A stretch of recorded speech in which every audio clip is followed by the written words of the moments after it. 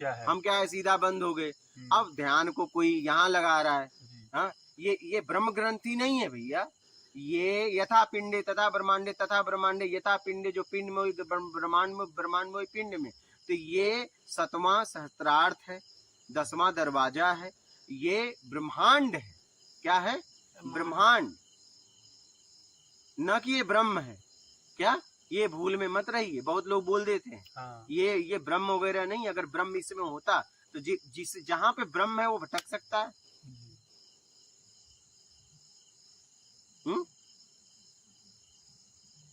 यही लास्ट बता रहे हैं। नहीं, वही ये लास्ट खुलेगा। ये कब कैसे खुलेगा? दुष्कर्म करके बंद हुआ है, सत्कर्म करके खुलेगा। सीधा सीधा सिद्धांत है, इसको सिद्धांत को समझो और आगे बढ़ो। गुरुजी इसके बाद भी कुछ है क्या? किसके बाद? ये खुलने के बाद भी? ये खुलने के बाद ये खुल गया तो खत्म हो गया। अच्छा। इस जगत से मुक्त हो गए। पहले इस जगत के पार, इस भवसागर को तो पार करो। और ये कैसे खुलेगा? सीधा सीधा इसका सिद्धांत है, इस सिद्धांत को समझ लो जी। अपने कमियों को ढूंढो और उसे कैसे निकालो, उसके लिए काम करो। सीधा सीधा। अगर मान लीजिए रबड़ यहाँ से बधा है, छोड़ दिए तो कहाँ जाएगा? वापस वहीं जाएगा ना। और यहाँ से अगर उसको छुड़ा दो तो मूल अपने स्थान पे गिर जाएगा जी। तो अपने आप को छुड़ाओ तो ध्यान में ध्यान करो। क्या? ध्यान में ध्यान करो। बैठ गए, अब आप क्या कर रहे हो? किसी विधि द्वारा कोई सांसों पे ध्यान कर रहा है, कोई बिंदु पे ध्यान कर रहा है, कोई ब्रह्म ग्रंथि बता के ध्यान कर रहा है। ऐसे खुल जाएगा क्या? ताला देखने से खुल जाएगा, चाबी से खुलेगा? चाबी से। जरा समझने का प्रयास करिए, पहले समझिए। आप कोई भी काम पहले समझ के करिए। कोई नाभि पे ध्यान कर रहा है, कोई सांस पे ध्यान, कोई बिंदु पे ध्यान, कोई नाक के इसके ऊपर ध्यान, मतलब तरह तरह के। अरे भाई, एकाग्र आप उसे न बहिर्मुखी जाने दे रहे हो, न अचेतन मन में जाने दे रहे हो। सफाई कैसे होगी? अचेतन मन में सारा कचरा जमा है। पहले आप बैठ जाइए, प्राकृतिक ध्यान घटित हो रहा है, ठीक है। और उसके बाद क्या, मन जहां जा रहा है जाने दीजिए। बस जाते जाइए, अपनी कमी को देखते जाइए। बस देखना है। अगर देखोगे तो अपने आप को छुड़ा लोगे। जैसे कोई मशीन बिगड़ी है, कहाँ बिगड़ी, अगर ये देख पाए तो फट से समझ जाओगे कौन सा पार्ट्स इसमें लगेगा। उस दुकान पे जाओगे, कहोगे भैया मुझे ये पार्ट्स दे दो, ये सामान दे दो और मैं इसे फिट करूंगा। बात समझ रहे हो? तो अपने अंदर देखो कि कहाँ कहाँ कमी है, कहाँ कहाँ मैं उलझा हूँ, कहाँ कहाँ उलझी हूँ। ध्यान को पहले पूरी गहराई से समझो। बैठ गए ध्यान लगाने, 20 साल से ध्यान लगा रहे, कुछ नहीं हुआ। ये देखो कई साल से ध्यान लगा रहे, आपने भी लगाया होगा। हो क्या रहा है? एक बात बताइए, हुआ क्या? हुआ क्या? Relax feel, relax feel. आप कुछ देर के लिए रिलैक्स हो जाते हैं। अरे तो रिलैक्स तो आप भूखे रहिए, जब भोजन करते हो तो उस समय रिलैक्स फील हो जाता है जी। सोने के बाद उठते हो तो रिलैक्स फील करते हो। क्या अगर साधना के बाद ही वही हो रहा है? आप शरीर सुख में पड़ गए, आपको समझ में नहीं आ रहा है। वो शरीर की सुख है, आत्मिक सुख से आप भटक गए। क्योंकि जब आप करोगे तो शरीर को ही सुख मिलेगा। करने से अपने आप को छुड़ाना है, और करना भी प्राकृतिक है। जिसमें कर्ता का भाव ना आए वो साधना करनी है। बात समझ रहे हैं? जिसमें कर्ता का भाव ना आए, और किसी को पकड़ना नहीं। ये तो इतना पकड़ के कम परेशान हो क्या? और किसी को पकड़ना है, छोड़ना है। क्या? छोड़ना है। अपने को पहचानना नहीं है। पहचान में जो आसक्ति बनाए, उस आसक्ति को समाप्त करना है। हम तो अपने आप में आ ही जाएंगे। अपने आप को क्यों पहचानना? क्या मुझे भी अपनी नाम बताने के लिए मुझे चिल्लाना पड़ेगा मैं ये हूं? मेरी पहचान के लिए मुझे सब छोड़ना है। क्या? बस खत्म बात। एकाग्र हो जाओ। अरे कौन अच्छा एकाग्र होना चाहता है? बताइए, कौन होना चाहता? आत्मा तो अजर है, अमर है, पवित्र है, कहते हो अशुद्ध होता ही नहीं। तो एकाग्र कौन होना चाहता है फिर? बताइए। नहीं बताइए। लोग कहते हैं एकाग्र हो जाओ, एकदम ध्यान लगा के स्थिर कर दो। कौन स्थिर होना चाहता है? बोलो, स्थिर कौन होना चाहता है? माला बड़ा ध्यान से नहीं, आप लोग इतने दिन से साधना कर रहे हो, आप बताओ। चलो इसका जवाब आप दो। स्थिर कौन होना चाहता है? मन। अरे मन तो तुम्हारे द्वारा चलता है, वो कैसे स्थिर होगा? तुम मन के द्वारा तुम हो, तुम्हारे द्वारा मन है? हमारे द्वारा मन है। फिर वो तो शरीर का सिस्टम की व्यवस्था है, वो तो सिस्टम की व्यवस्था है ना। मोबाइल में एरो भागता है कि उसे भगाते तुम हो? एक तरफ भगा रहे हो, एक तरफ कर रहे हो एरो को स्थिर कर दो, वो तो तुम खोल दो भी तो भी स्थिर रहता है। अब चाहिए में काम करता है, खोलने के बाद भी देखो स्थिर रहता है, जी। लेकिन जैसे जैसे चाहिए वो भागता है। तो एरो कंप्यूटर में एरो रहता है तो वो सिस्टम की व्यवस्था है, उसको हटा दोगे तो काम हैंग हो जाएगा। और आपसे मन है, आप क्यों नहीं समझते मन को रोकना चाहते हो? लोगों ने पढ़ा दिया, तुम पढ़ लिए मन को रोको, मन को, अरे कभी रुकेगा ही नहीं, और उन्हें पता है रुकेगा नहीं, हमें हमारे पास आता रहेगा। मन कभी रुकता है क्या?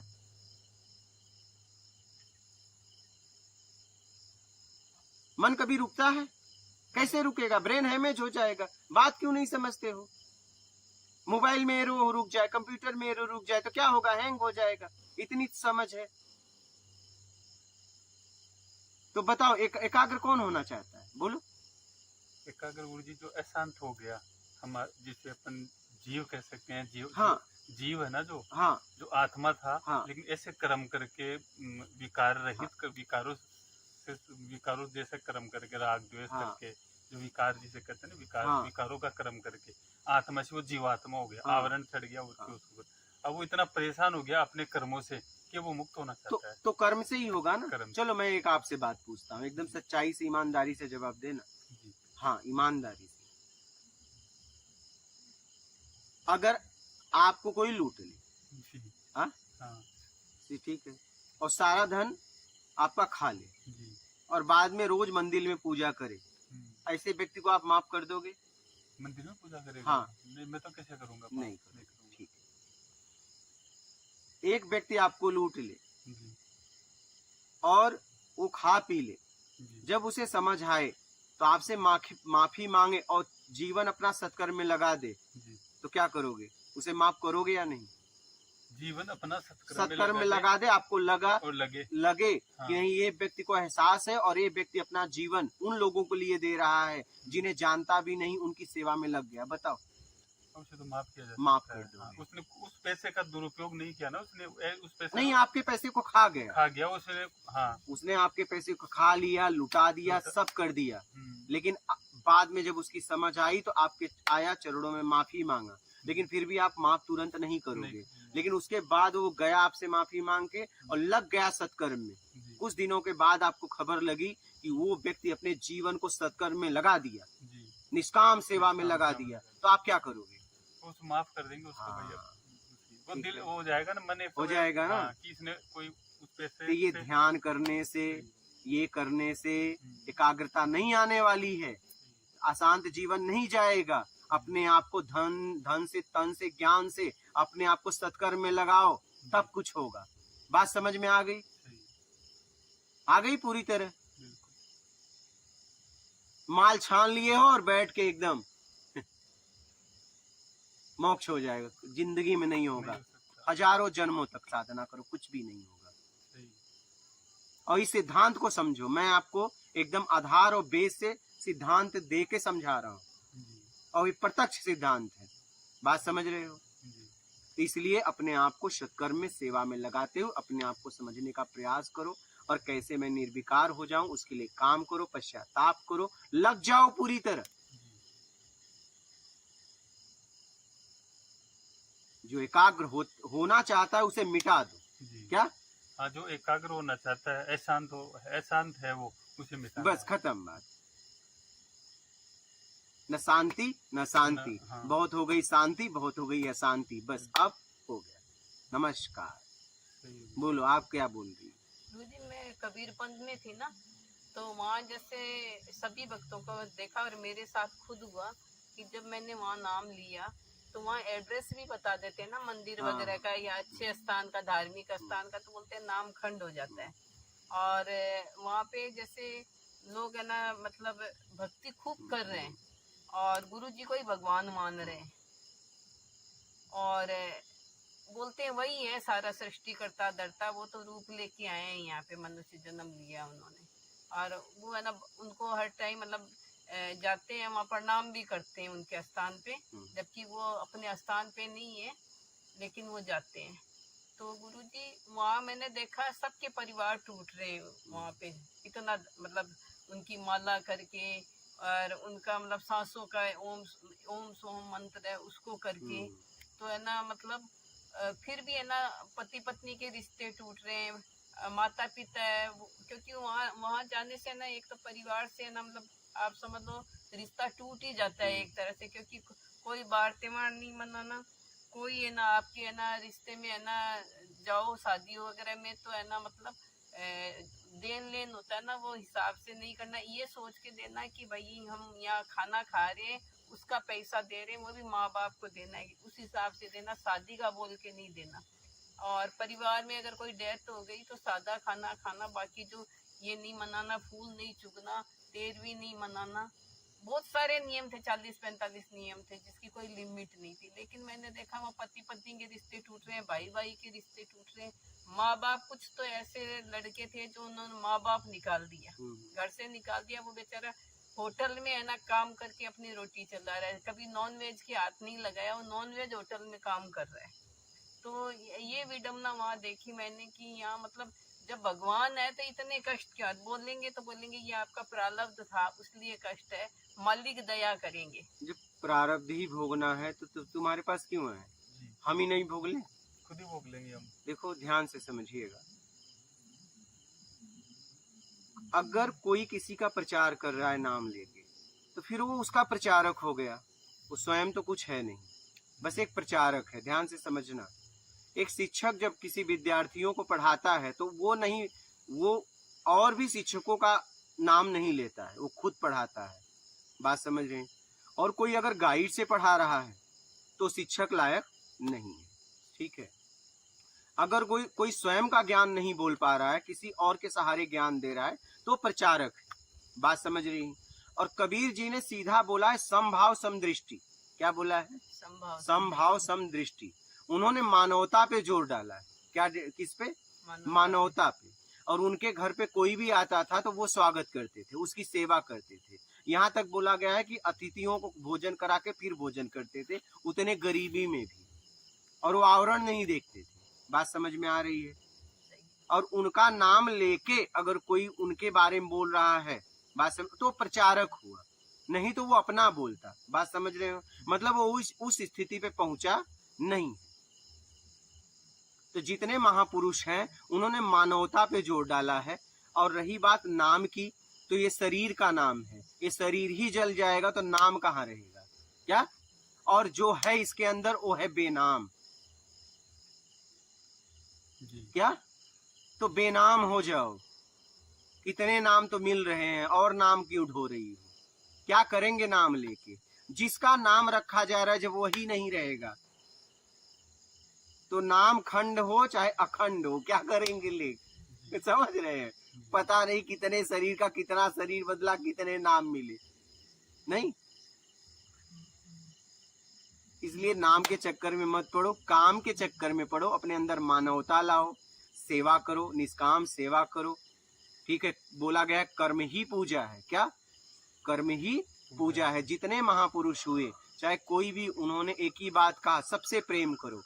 और एक बात, जीवन में भूखे को भोजन, प्यासे को पानी, और कोई मार्ग पूछे तो चाहे कोई भी हो, यहाँ तक कहा गया शत्रु भी हो तो बता देना, क्या, शत्रु भी हो तो बता देना। और रास्ते पे पेड़ के नीचे कभी गंदगी मत करना, क्योंकि पता नहीं कौन कौन उस रास्ते से जा रहा है और कौन कौन आके उस पेड़ के नीचे छा लेगा, ये बात का विशेष ध्यान रखना। पहले तो मानवता को जागृत करो, या तो हम देवता प्रवृत्ति में चले गए या तो राक्षस प्रवृत्ति में चले गए, पर हम मानव होने के बाद पशुओं की तरह जी रहे हैं, बस अपना देखना है, अपना देखना है, बात समझ रही है। वहाँ से मैंने छोड़ दिया तो सब बोलते हैं कि ये तो ना वो गुरु विरोधी हो गई। गुरु क्या है, गुरु शब्द है, शरीर नहीं। हम शब्दों को, हम अगर किसी के पास जाते हैं तो हम उसके ज्ञान को देख के जाते हैं, न कि उसके शरीर को देख के। जब हम देखे ज्ञान नहीं है तो हम उसके पास रह के क्या करेंगे। और एक बात बताऊं, ठीक है, सुनिए, अगर कोई वैवाहिक जीवन अपनाया स्त्री पुरुष ने, अगर बच्चे चाहिए और पता चला 2 में से 1 कमी है तो जरूर एक को बदलना चाहिए। दोनों में कमी है तो पड़े रहो, कहीं मत जाओ। बात समझ रहे हो? विरोध करने के लिए ताकत होनी चाहिए। गुरु का विरोध तब करोगी जब तुम पूरी ईमानदारी से चलोगी। बेईमान आदमी कभी विरोध नहीं कर सकता, ये ध्यान देना। या तो कमी मुझ में है या तो गुरु में है। क्या? अगर गुरु में कमी है तो गुरु छोड़ दो, अपने में कमी है तो गुरु से पूछो कि मैं इस कमी को कैसे दूर करूं, मैं आपकी शरण में आ गई हूं। लेकिन समझने के बाद किसी के बारे में बोलो, ऐसे ही किसी के बारे में मत बोलो। और विरोध करने के लिए ताकत चाहिए, विरोध करने के लिए ईमानदारी चाहिए। विरोध करना इतना साधारण बात नहीं है। आप मेरी बात समझ रही हैं? कमी तो है ही है ना। अगर हमारा आत्मिक कल्याण नहीं हो पा रहा है, मुझे कुछ नहीं समझ में आ रहा है, या तो मुझ में कमी है या तो सामने वाले में कमी है। अगर मुझ में कमी है तो अपने कमी को हटाओ, अगर उसमें कमी है तो आगे बढ़ो। बात समझ रहे हैं? और दोनों में कमी है तब क्या? गुरु आइन 90 चला, गुरु के मारे ढेला ढेला, तब कहाँ जा रहे हो? बस पड़े रहो एक जगह, हाँ, आपस में लड़ो। हाँ, पड़े रहो। गुरुजी ये 60 नाम और 60 शब्द क्या होते हैं जो सब जगह ये कबीर पंथ में हो रहे हैं? हम देखो व्याख्याकार नहीं। हाँ। क्या? हम व्याख्या मैं आपको मैं क्या बोल रहा हूँ, हम व्याख्याकार तो है नहीं। हाँ। हम लोगों ने जो बोल दिया हम उसका व्याख्या तो करने वाले हैं नहीं। बात समझ रहे? मैं सीधा सीधा आखिरी मार्ग बता रहा हूँ, ठीक? और ये भी मेरा नहीं है, मुझे मिला है, ठीक है। मैंने साधना की, मैंने तपस्या की और मैं भ्रमण किया 2011 से 20 तक, मुझे ये मार्ग मिला आप लोगों के लिए। मैं सीधा मार्ग बता रहा हूँ, इस मार्ग में मैं भी नहीं हूँ। बात समझ रहे हैं? सीधा आप उससे जुड़िए, क्योंकि मुझसे जुड़ने से आपको कुछ भी नहीं मिलेगा। और एक बात बताऊं, किसी से जुड़ के नहीं मिलेगा। उन शब्दों में आपको जीना पड़ेगा और आपको सीधा जाना पड़ेगा। धारणा, ध्यान, समाधि, तुम, ब्रह्म। मेरा के द्वारा जो जाना जाएगा या जानकारी होगा या ब्रह्म होगा, 2 में से एक। बात समझ रहे हैं? 2 में से एक। अब तुमको क्लियर करना है कि ये ब्रह्म है कि जानकारी सही है, क्या? उस पे काम करना पड़ेगा।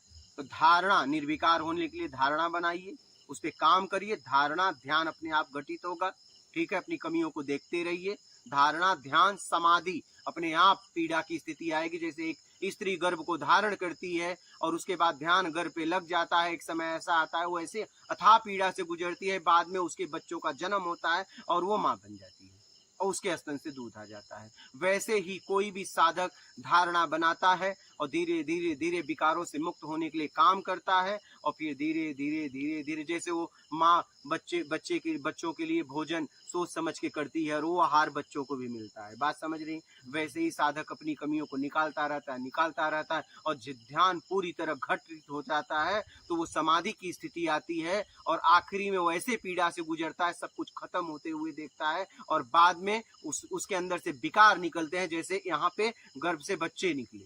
बात समझ रहे हैं? और जब पूरी तरह विकार निकल जाता है और उसे फिर ज्ञान हो जाता है और तृप्त हो जाता है, जैसे माँ तृप्त हो गई, इतना पीड़ा के बाद भी तृप्त हो गई। और बताऊं, बच्चों के लिए जब गर्भ से बच्चों का जन्म होता है तो उस माँ को दुनिया का कुछ भी दो, उसके सामने कुछ भी नहीं है। वैसे ही जब आत्मज्ञान होता है तो उसके सामने पूरी सृष्टि में कुछ भी नहीं। बात समझ रहे हैं? तो ज्ञान देने वाला अपना खुद का ज्ञान बांटता है। बात समझ रही हैं? वो किसी के नाम से नहीं बांटता, और नाम से बांट रहा है तो वो नकल किया है। फिर वो ज्ञानी कहाँ है? वो गया ज्ञानी कैसे हो सकता है? अब तो दूसरे का ज्ञान है, दूसरे का अनुभव बांट वो तो जानकारी बांट रहा है। अच्छा, उस है। जानकारी से खुद नहीं क्यों पहुंचा? और खुद पहुंच गया तो अपने तरीके से बताता, उसका क्यों नाम ले रहा है? सही। मतलब उसे मालूम नहीं है, बस उस पे भरोसा करके लोगों तक पहुंचा रहा है। इसका भी दोष लगता है, उसका भी पाप लगेगा। एक शिष्य बनाने पे अगर उसका आत्मिक कल्याण नहीं हुआ तो गुरु को 100 गौ हत्या का पाप लगेगा, शिष्य को नहीं। किसको? गुरु को। क्योंकि शिष्य तो अबोध है, भटका है, दुष्कर्मी है, तभी तो आपके पास आया। वो नासमझी है, उसके अंदर छल, कपट, चोरी, बेईमानी, चापलूसी, मकारी, दूरता, पाखंड कूट कूट के भरा है। यह आपको पहचानना चाहिए। मेरी बात समझ रही हैं? ये जो लाइन में लाखों को बना रहे हैं ना शिष्य, पता नहीं इनका क्या होगा। यहाँ तक शिष्यों का नाम भी इन्हें नहीं पता। जिन माँ को अपने बच्चों का नाम नहीं पता हो, उन माँ को आप क्या बोलेंगे? बोलिए। ये तो पशुओं वाली हाल हो गई, हर साल बच्चे पैदा करो छोड़ दो, पैदा करो छोड़ दो। अगर आपके करोड़ों कोई माँ बाप हो, आप सोचिए कोई माँ बाप हो, अगर उन माँ बाप को अपने बच्चों को नाम नहीं मालूम हो, तो ऐसे माँ बाप को आप क्या कहोगे? चलिए क्या कहोगे, बोलिए। क्या नाम दें उनका तब गुरुजी, ये क्या जो बताएं? लाखों को दीक्षा दे रहे हैं ना, पता नहीं इनका होगा क्या। ये इन्हें परिणाम का भी पता है, ऐसा नहीं है। मन जानत है मन मानत नहीं, जो अज्ञानी है वह ज्ञानी है, जो ज्ञानी वह ज्ञानी है, ज्ञानी नहीं तो अज्ञानी नहीं हो सकता, अज्ञानी नहीं तो ज्ञानी नहीं हो सकता। यह मन बुद्धि है, पागल है। इस सब बातों को समझिए। और ऐसा नहीं कोई शब्द बोल दिया तो हम उसकी व्याख्या करेंगे। हम आपको सीधा मार्ग बताएंगे कि हम उनके बारे में बोलने के लिए निकले हैं, हम आपसे बात करने निकले हैं। हम सीधा बात करते हैं, क्या बीच में कोई नहीं, हम तीसरे को नहीं लाके खड़े करते। बात समझ रही है? हम मार्ग भी ऐसा बता रहे हैं, तुम जानो वो जानो, हम नहीं है उसमें। हमारे काम में तीसरा नहीं आता। मेरी बात समझ रही है? क्योंकि मैं किसी का प्रचारक नहीं हूं। मैं पहले काम करके उस स्थिति पे पहुंचा और उसके बाद मैं ज्ञान दे रहा हूं। और ये सीधा सरल ज्ञान, एक भी शब्द इधर उधर इसके नहीं किया जा सकते, क्योंकि मेरा नहीं है, ये आप लोगों के लिए मिला है। और ये प्रत्यक्ष मार्ग है, इसको अपना के अपना आत्मिक कल्याण करो। बात समझ में आ रही है? आपको आ रही है? और कोई संशय हो तो बोलो, बोलो। और कोई प्रश्न है?